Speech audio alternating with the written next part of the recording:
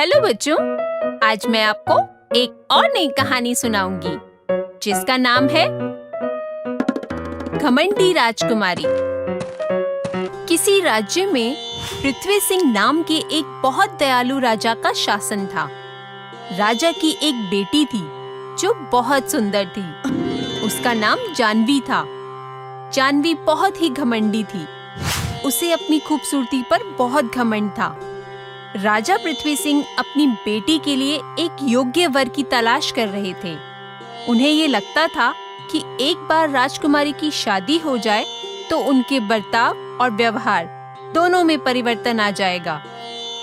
एक दिन राजा पृथ्वी सिंह अपनी बेटी के विवाह के लिए स्वयंवर का आयोजन करते हैं और सभी राज्यों के राजकुमारों को स्वयंवर का न्योता देते हैं। प्रिय राजकुमारों, आप सभी का मेरे राज्य में स्वागत है। जैसे कि आप सब जानते हैं कि आपको यहाँ किस उद्देश्य से बुलाया गया है, तो अब मेरी बेटी जानवी आप सभी से मिलेगी। राजा के ये बोलते ही राजकुमारी जानवी दरबार में आती हैं और दरबार में आते ही वे सभी राजकुमारों का एक एक करके अपमान करने लगती हैं। ये तो बहुत छोटा है। नहीं, ये तो एकदम खंबे जैसा लंबा है और ये तो एकदम कद्दू जैसा गोल है, मोटा। इसे देखो तो सही, इसकी दाढ़ी कितनी अजीब सी और लंबी है और इसका चेहरा भी कितना लंबा है। इसे तो हम महल में नौकर भी ना रखें। ऐसा कहते हुए राजकुमारी जानवी सभी का अपमान करते हुए आगे बढ़ जाती है।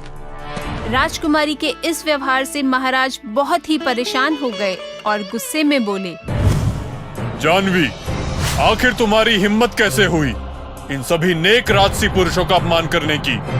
अब बहुत हुआ। मैं ऐलान करता हूँ कि कल सुबह जो भी पहला व्यक्ति इस महल के प्रवेश द्वार से सबसे पहले प्रवेश करेगा, तुम्हारी शादी उसी से करवा दी जाएगी, फिर चाहे वह कोई राजा हो या रंक। राजा के इस ऐलान से राजकुमारी जानवी अचंभित रह जाती है। अगली सुबह सबसे पहले एक भिखारी वहां एक तारा बजाते हुए उस द्वार से प्रवेश करता है।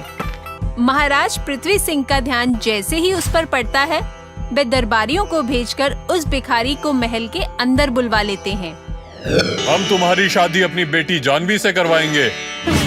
महाराज की बात सुनकर भिखारी हैरान रह जाता है, लेकिन साथ ही साथ खुश भी होता है। नहीं पिताजी, मैं ये शादी नहीं करूंगी। ऐसा नहीं हो सकता। अब तुम्हारी शादी इसी के साथ होगी। जाने को तैयार हो जाओ। तुम यहाँ और नहीं रह सकती। तुम्हें अपने पति के साथ यहाँ से जाना होगा। ऐसा कहकर महाराज अपनी पुत्री और उस भिखारी की शादी करवा देते हैं और राजकुमारी को उस भिखारी के साथ महल से विदा कर देते हैं। वे भिखारी और राजकुमारी महल से बाहर निकल जाते हैं और पैदल चलते हुए वे दोनों कुछ ही देर में काफी लंबा सफर तय कर लेते हैं। फिर वे एक बहुत ही सुंदर घाटी में पहुंच जाते हैं। अरे वाह, ये कितनी सुंदर घाटी है। ये घाटी किसकी है? यह घाटी राजा विक्रम की है। अरे, मैं भी कितनी मूर्ख हूँ। अब वे दोनों उस घाटी से और आगे बढ़ते हुए एक बड़े से शहर में पहुंच जाते हैं। अच्छा, ये बताओ कि ये बड़ा और सुंदर शहर किसका है? यह भी राजा विक्रम का ही है। चलते हुए वे शहर के एक छोटे से घर में पहुंचते हैं, जिसे देखकर राजकुमारी एकदम भौचक्की रह जाती है। हे भगवान, अब ये क्या है?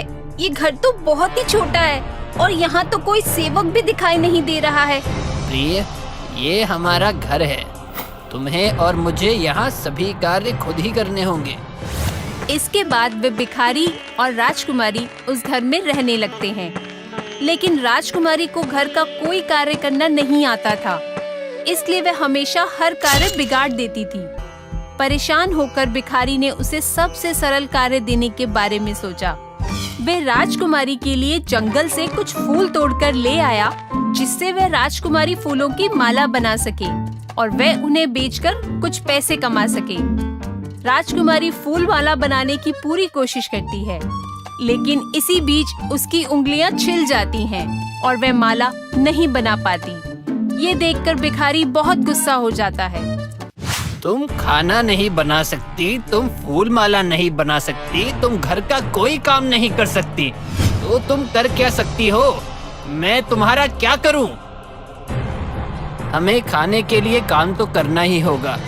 राजा विक्रम के महल में एक सेविका की आवश्यकता है, इसलिए अब से तुम महल में सेविका का काम करोगी और वहाँ जरा ध्यान से काम करना। अगले दिन से राजकुमारी राजा विक्रम के महल में सेविका का काम करने लगती है। वह वहाँ पूरे दिन साफ सफाई और बर्तन मांजने का कार्य करती थी और दिन के अंत में उसे कुछ खाना घर ले जाने के लिए मिल जाता था। ऐसे ही कुछ दिन बीत जाते हैं और राजा विक्रम के विवाह की बात पक्की हो जाती है। साथ ही विवाह की तैयारियां जोरों शोरों से शुरू हो जाती हैं, जिसे देखते हुए राजकुमारी जानवी बहुत उदास हो जाती है। काश मैंने इतना ज्यादा घमंड दिखाकर राजा विक्रम का अपमान नहीं किया होता और उनका हाथ थाम लिया होता। क्या तुमने अभी मेरा नाम लिया? ओह प्रिय राजा, मुझे मेरे किए पर बहुत पछतावा है, मुझे माफ कर दीजिएगा। तुम चिंता मत करो, चलो मेरे साथ चलो। ऐसा कहकर राजा विक्रम राजकुमारी जानवी को अपने साथ उस कक्ष में ले जाते हैं जहां उनकी शादी की सारी तैयारियां चल रही होती हैं। वे दोनों जैसे ही उस कमरे में पहुंचते हैं, जानवी देखती है कि जिन राजकुमारों का अपमान उसने पहले किया था वे सभी वहां मौजूद थे। उन सभी के साथ राजकुमारी के पिता महाराज पृथ्वी सिंह भी वहां मौजूद होते हैं। आप सभी मुझे माफ कर दीजिए, मैं अपने किए पर बहुत शर्मिंदा हूँ। मुझे आप सबका अपमान नहीं करना चाहिए था, मुझसे बहुत बड़ी गलती हो गई। अब मुझे मेरा सबक मिल गया है। राजकुमारी, आपको आपकी गलती का एहसास हुआ, यही बहुत बड़ी बात है। मैं आपको यह बताना चाहूँगा कि मैं वही भिखारी हूँ जिससे आपकी शादी हुई थी। इतने दिनों से आप मेरे साथ ही रह रही थीं और मैंने यह सब इसलिए किया था ताकि आप यह समझ सकें कि घमंड दुनिया की सबसे बड़ी बुराई है। और जब आप यह समझ ही गई हैं तो चलो मेरी रानी। ऐसा कहकर राजा विक्रम राजकुमारी को अपने साथ ले जाते हैं और वे दोनों धूमधाम व संपूर्ण विधि विधान के साथ पूरे राज्य के समक्ष विवाह कर लेते हैं। वे खुशी खुशी अपना जीवन व्यतीत करने लगते हैं। तो बच्चों, इस कहानी से हमें ये शिक्षा मिलती है कि हमें कभी भी घमंड नहीं करना चाहिए, क्योंकि घमंड इंसान का सबसे बड़ा अवगुण है। दोस्तों, अगर आपको ये वीडियो पसंद आया हो तो इसे लाइक करें, चैनल सब्सक्राइब करें और हमारे कार्टून शोज सबसे पहले देखने के लिए बेल आइकन दबाना ना भूलें।